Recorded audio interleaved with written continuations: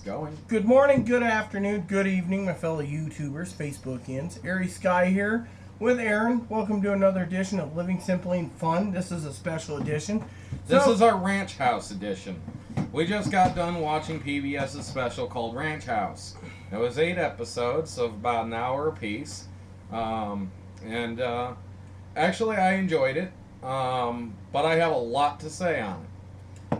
For one, PBS messed up, just like they did with Frontier House. Keep thinking Frontier. The pioneers went out on the frontier. So, anyways, it starts with this family, the Cook family, which seemed a nice enough family for the 21st century. But here they are thrown back into time. And they 1867. And they have to live on the ranch as if it was 1867 and make a go of their ranch. The first mistake, and it really didn't show up till, well, it showed up throughout the whole series, but Moira, one of the characters on it, a girl, the female jack of all trades to clean the house, she was essentially their maid, their cook, and everything else. She said it very clearly at the end. We were supposed to take our 21st century selves and live in the, as she said, the 18th century, which it was the 19th century. But her opinion and the opinion of the women was they were living in the 21st century trying to run the ranch. That was part of the problem of the show. And the Cowboys did not appreciate the fact that the women wanted to be so independent, that they wanted to run things, and it really caused a conflict of interest. Yeah. The women refused to do their own jobs. They did cooking in the house, but they didn't. In fact, in the end of the series, they didn't even bother washing their dishes for over 8 days. Then they tried to blame the Cowboys for their fly problem. When the manure next to the house. When the goats lived right next to their house, and during the cattle drive, there was no Cowboys there to clean up the goat pen. The pig pen was next to the house. There was, again, no Cowboys there to clean up that. Instead, for 8 days, the women sat around and did nothing except for cook for themselves and sit inside away from the fly problem they'd created. But they have flies in their own house, too. And at the very beginning of the series, Miss Cook tells the Cowboys where to leave the crap, which was too close to the house. Then she wants to tell them that they were leaving it too close to the house. She didn't tell them that. Yes, she did. Oh, she there did? was a point when she directed them and said, make sure you throw it out over that way. And they asked, is this far enough? And she said yes. So, yes, there was a point where she was asked where to put it. So, the women really did nothing. They were doing arts and crafts and whatever fun things they wanted to. They were playing around, and they wanted to boss the boys around. One scene they were playing in cards, like poker type thing. They were just sitting there like, oh yeah. Then there was a scene where Moira wanted to become a cowboy, and she pushed and pushed and pushed for it throughout the entire series, pretty much.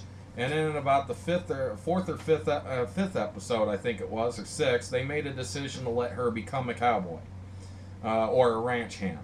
And that, again, grated on them because in the 1800s, that would not have happened. There was only like 2 or 3 recorded incidences of it happening. One of those was a woman who disguised herself because she wanted to do it. She was found out, though, but obviously late in it because she wouldn't have done it otherwise. So it would have been under extreme circumstances. Then in the very first week, he fires his foreman. Because first week. Because his foreman got into a fight with his cook because his cook wasn't doing his job proper. Within 5 or 6 days of that, he ended up firing his cook, which was again and having a 20-year-old do the cook. Then they instead of finding a new cook who could actually cook, they took one of the ranch hands and tried to make him learn how to cook, which I think he did a great job of doing that. Sean seemed to end up learning cooking very well and did a far better job than a person who was supposedly trained in culinary who was feeding rotten food to the ranch hands. However, the rotten food, and I'm going to say this because I'm not going to let Aaron say it, we've already conversed on it, is if it wasn't for the Cook family, they wouldn't have the rotten food. Soon as they got in that Cook family, they were said, the garden is theirs. The women made a decision the garden was the family's garden and not for the Cowboys. So if the cowboy had rotten food, they would give things to it. And Sean asked for carrots at one point. they didn't have any carrots. And then one of the people who works on the show, who is going to be doing the assessment, goes through the garden and says, hey, you got this stuff here, it's rotting. This stuff's overheating. We got to use it right away. This stuff, she pulls out all sorts of carrots. The family had no idea what the heck was in their own garden, and they didn't even bother using it.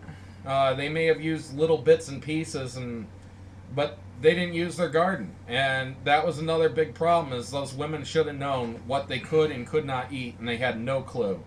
Not one bit of clue.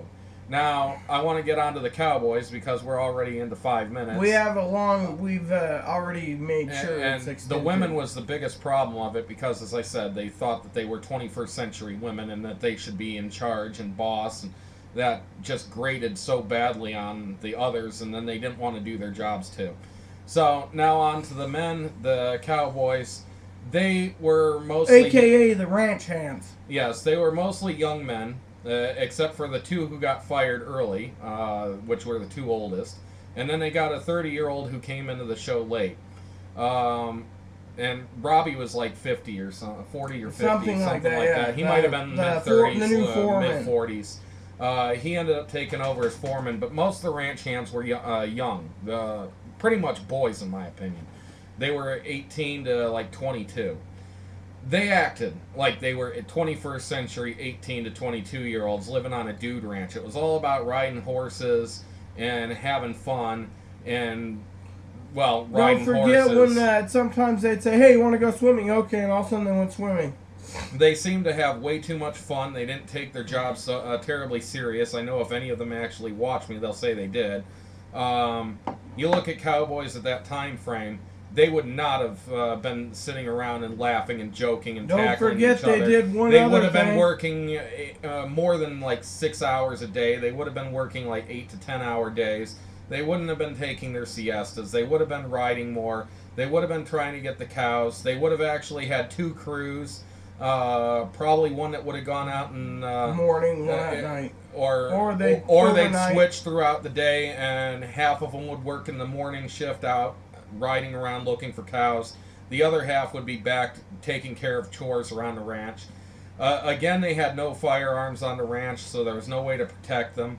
That came into a problem a couple times when they had Indians show up and they ended up taking one of the guys hostage. Don't forget which then the father wanted, Mr. Cook wanted to think that the cowboy was not a hostage, that he was just there willingly because, well, he was there willingly.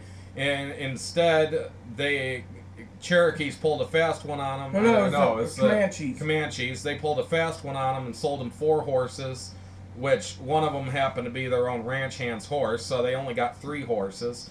So then he tries to claim later on that he owned the horse because he bought it back, because he was taken hostage. Don't forget, he threatened at the end that he was going to kick the crap out of the guy. Literally used the S.T. And of course, that ended up causing all the ranch hands to walk off at the same time, except for Moira, who was never really accepted into the ranch hands. Yes. So she stayed around as the only ranch hand to stay around.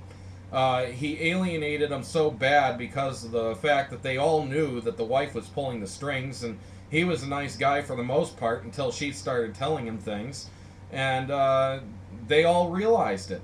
And don't forget, I love that scene with the banknote. That was classic. Yes. And then he dumps the coins right on the ground. Yeah, he didn't want them. I'm not taking them. You know, you're stealing from me. You're stealing my horse. It wasn't my decision to be a hostage. Your foreman was taken a hostage. He could have been the one to stay there, and I could have been sent back. But no, he got sent back. You could have ended up buying your own horse back. I might not have owned that horse at that time, so you'd own that horse twice. What, you'd try to sell me it for double the price because you bought it twice? No, that wouldn't work. He had a right to be upset. If he was a real cowboy, he probably would have pulled a gun and stuck it in the ranch hand's face and probably pulled the trigger. Well, you mean the owner's hand? You know, the ranch owners, yes. Yes, use a ranch hand. And there's a couple times where the ranch owner probably would have put down one of the cowboys to make a point that they were going to work harder for him or they weren't going to be there at all. A matter of, you know, showing who's boss. They did no good way of saying, you know what, like, here's a paintball gun, bang, you're dead. you're off the show now. I just killed you. And the other guys would have had to sit there and actually act as if they really believed that he was killed. And, like, you know, what do we do about that? I think we better stay in line. You know, he's boss. There's just too much goofing off on the show. It was a good show, though. It showed you a lot about how life was at the time. Unfortunately, there was just too much 21st century stuff thrown in there. When they did Frontier House, right? Yes, Frontier When House. they did Frontier House, they actually did a real good job of acting and portraying as if they were living in the time frame. When it came to Ranch House, they did not. Now, I had one pet peeve in Frontier House, the fact that the PBS or whoever was running it, PBS at least ran the show. They may not have produced it was a the New show. York group out of New York that did Frontier House. Okay, well, Texas Ranch House. that group that ran that should have supplied them meat as if they'd been hunting in Frontier House. In Ranch House, they should have done the same, but they didn't. But they did supply a garden, and the story goes that the Cook family moves to this ranch, and they have absolutely nothing. They hired some cowboys before they went down there, and the cowboys went and started fixing up the place for their arrival. Now, when they get down there, this abandoned ranch house that they were moving into has a nice full garden, which wouldn't have been there. They would have sort of subsided on hunting mule deer, whatever else they could have gotten in the area. There was a nice muley there, though. During one picture, during the whole show. But all that time riding out there for cows, they would have found a mule deer, they would have killed it, and they would have had enough meat to last a week or two at least with that many people. They should have had two groups rather than one group. But the show actually kind of ran bad, and they should have had a short list of like 40 or 50 people who were interested in the show. And the ones they chose, they should have said to the ones they didn't choose, will you be on call? Can we call you and say, hey, we need you? And they should have been able to say, well, you know, we had to let these two guys go. I know this cook that's from blah, blah city. I'm going to send him a letter. And they could have sent off a letter, and then he could have joined the show and said, yes, I'll work on your ranch as a cook. I'm here. You know, ranches did send out letters at that time to hire people who were open to them that they'd already talked to. They did have emergencies where they did lose people, and they needed to fill those roles right away.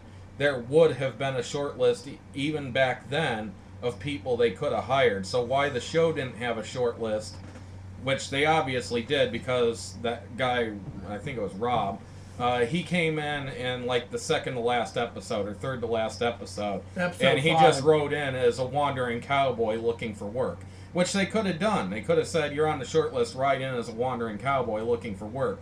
Heck, they could have sent in 2 or 3. They didn't do that. They left an inexperienced cook to cook for people who needed to eat. Don't forget, they allowed them to get food poisoning. In my opinion, it could have been a setup, because in one scene when they're doing the cattle drive, they had one guy putting together the chuck wagon, and then they hired 2 professionals to drive. Oh, there was a lot of things that were set up. Obviously, the Indians that showed up, they weren't real Indians. Yes, they were. I looked into it. Yes, they were real Indians, but no, they were not Indians that were there to harm. They would not have stolen their horses. They would not have ended up capturing one of their people and trying to ransom them back along with some horses. Yeah, it's part of the show, but what I'm saying is... There was a lot of things set up throughout the show. It was obvious some of it was scripted, and I think what they wanted to really do was show that 21st century women and 21st century men couldn't live up to the expectations that they tried to live 21st century lives on a ranch. And they let those women go hog wild trying to think that they were in the 21st century when they were acting totally out of character for a person in the time frame they were supposed to be in. And those men, they were acting really like juvenile boys instead of grown-up adults who were doing a job and working hard at it. Yeah, they would have gotten sick, but a cowboy would have worked when sick unless he was just too sick. And in fact, I've read several places where a cowboy would rather die on the trail than lay in a bunkhouse sick. It just was something that they really didn't want to do. They tried to get out. They wanted to work. They had to earn their pay.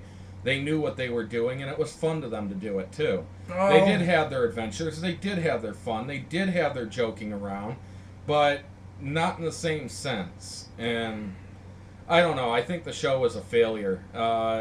It was a positive in the fact it taught some things about what things However, were like. I do want to say, just like Frontier And I don't think House, I could do it.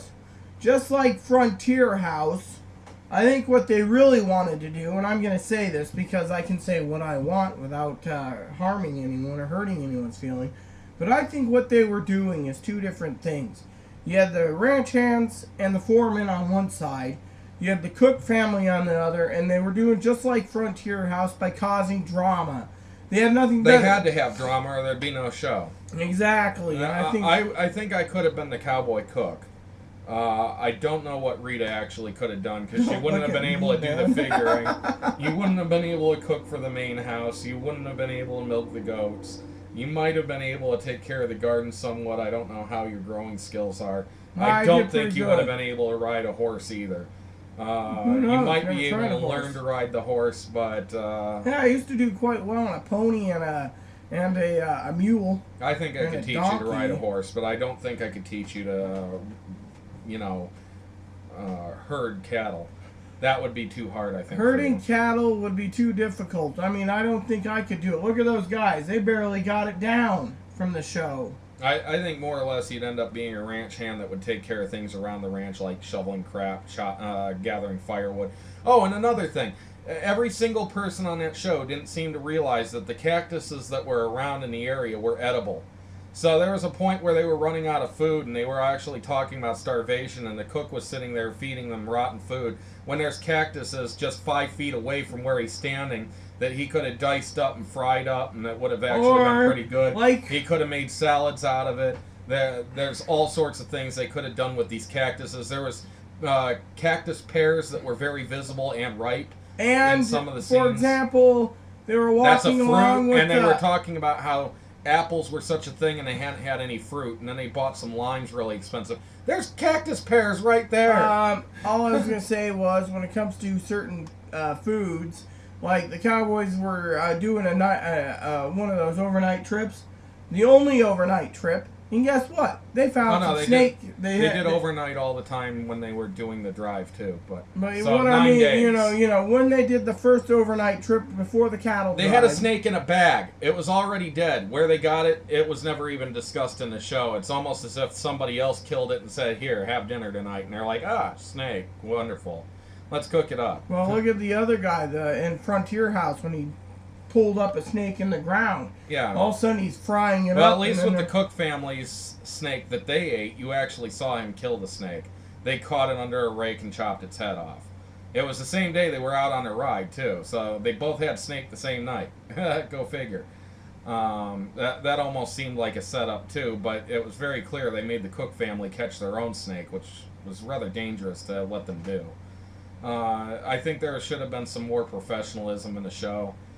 But it was a great opportunity to see what might have happened, and I think everybody who was essentially hired did not play the role accordingly. And I think this New York... They should have sat there. They had books at the beginning, just like in Frontier House, that described their details, where they came from, who they were, and they all disregarded the book, wherein in Frontier House, they all actually tried to stick very close to their book. I was going to say, when it comes to the other thing, and I agree with Aaron completely, is if you were going to reenact something like 1800s, let's just say me and Aaron and a couple of friends had to be plunked in with other people, one of the things I'd be questioning, and it's probably this New York group because they're from New York, yeah, I know, he's going to be like, rah, rah, rah, rah, rah. But they should have at least had 6 shooters with blanks, at least. With blanks in it. Not real bullets, but blanks. To simulate the Wild West and carrying it on them. At least a paintball gun, something that they could have said. However, when I saw the Cowboys, none of them had a weapon. Stan, the Colonel, had a boot knife like this on the side. I noticed that they slept with knives quite frequently when they were sleeping outside. Because the snake could get around them, and they had the knife right there stuck in the ground ready to grab. But they didn't have a gun. No, and the other thing... And there would have been coyotes out there. I'm sure that there was coyotes near their thing. In fact, there was a night that one of them was howling like a coyote and mocking it very well. And that was the night that they decided to take away their liquor from them. But next morning, because they were all having fun. And then they ended bourbon. up trading the liquor that didn't belong to them as if it was their possession now because they took it away. Yeah. A cowboy would never have allowed that to happen. Yeah, a little gallon, like the size of a little barrel. It was like a pony keg. Yeah, pony, like a mini keg. But like of whiskey. Yeah, of whiskey. And all of a sudden they're like, ours. And all of a sudden the trader's like, oh, this is okay, we'll trade That'd this be like stuff. $100 of whiskey today. But instead they just traded it away. And it was like, I think they traded it for like $14 or something apples. Like that. For apples and women's body soap and perfume and shampoo, which there wouldn't have been much of that. It would have been very costly. And to make the cowboys who already had hatred for the women who were trying to run things, to make them sacrifice their whiskey to buy the women's toiletries. And was then very the upsetting. mother basically throws a fit when it comes to the stinking whiskey when Mr. Cook gives it back to them for celebrating when they pulled up like 50 Yes, because cats. they ended up having several barrels of whiskey they confiscated, so that was only one they traded off. So And remember, Mr. Cook said, as long as you're on my property, that whiskey belongs to me. yes, no cowboy would have put up with that. In fact, at the very end, the fact that they walked off, when they walked off, his name would have been mud with every single cowboy in the area. Any cowboy who decided to work for them was a target for any outlaw cowboy in the area, or cowboy turned outlaw, is a target to take. His cows from that point forward would have been the target of outlaws to steal his cattle.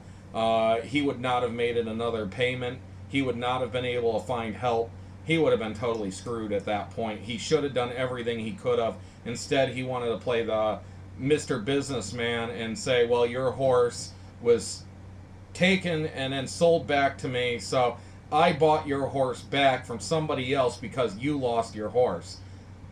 I'm sorry, if I was a ranch hand, that is not something I would try to do. I'd understand the value of the cowboys on the ranch. I'd understand the fact he owned that horse, and his life would have been valued to me because of who he was. I wouldn't have sat there and negotiated his life like that. And In fact, he said, I'm not going to negotiate life. And he said, okay, here's what I'll do. I'll trade you for, I'll buy the horses at a higher price, and you'll give him back to me. And they said, well, okay, that's fine, because you're still buying him back. So he still bought his ranch hand don't back, forget the one thing that really upset me is he's sitting there, right? And the Indians got 2 Indians on the hill. The chief guy from the Cherokee tribe, by the way, he was at the time the chief of the entire tribe. He's sitting there and he goes, if this was 1867, we wouldn't be nice to you. If it wasn't 1867, we wouldn't be nice to you. Yeah, he kept trying to remind him, and he's sitting there trying to negotiate. That was not a negotiating matter. That was a matter of, okay, whatever you do, don't kill my family. Don't kill any of my ranch hands. Don't take any of my horses. I'll give you what you want. Instead, he was like this. Then he says in 1867, this is our land. We're letting you use it. Blah, blah, blah. And then he said if it wasn't 1867, you didn't give what we want, we would have taken your wife and incorporated them into our tribe. Oh, and by the way, the overnight thing, they should have had some cowboys stay behind to defend the ranch. Not only were they the ones who went out and got the cattle, not only were they the ones to train horses, not only were they the ones to fix the corral, shovel crap, and do just about everything on the ranch, they were also the ones to end up basically being the bodyguards of the ranch. And he had it to a point he couldn't trust his bodyguards, and he never used them as bodyguards. So that's pretty much my thought on the show. I don't want to take as long as an entire episode. So exactly. So anyway, you can watch it yourself. Yes, there's episodes 1 through 8 on YouTube. Apparently, you can also buy it from PBS, which is what I'd recommend. I recommend you do it too. Yes. Sorry that we just found it, but then again, we have a YouTube-enabled TV, so it comes in handy. So we really shouldn't have done that, but at the same time, I really can't afford the money for it. I'm disabled. I'm not paying $39.95. She's disabled too. And there's no reason why. And we're not violating the rules because, well, and we are encouraging everybody who watches us to tell them to go buy it. Exactly. Because Same with Frontier was House. very, very good. Oh, and one other little pet peeve I had is in the first 2 episodes they let go of the Colonel and Nacho, and Nacho was the cook and the Colonel was the foreman. The foreman. They let go of them in the first 2 episodes, and throughout the entire series, they never removed them from the credits, and they were number 1 and number 2 in the credits. And later on, they showed that they were willing to change the credits when they added Howie the dog to the credits, and then they added Rob to the credits, who joined the show later. They should have removed Stan. And Maura shouldn't even been number 3 in my opinion. And Maura should not have been number 3. Robbie should have been number 1. Actually, the Cook family should have been number 1, then Robbie, and then probably Maura, because she was the next most important. Anyways, now that you have our opinion, please add and subscribe if you like. Please post comments in the box if you like. Please add suggestions if you want, and we will upload this and then go and do our business. Thank you, and God bless America, and God bless you, God bless the world. Thank you.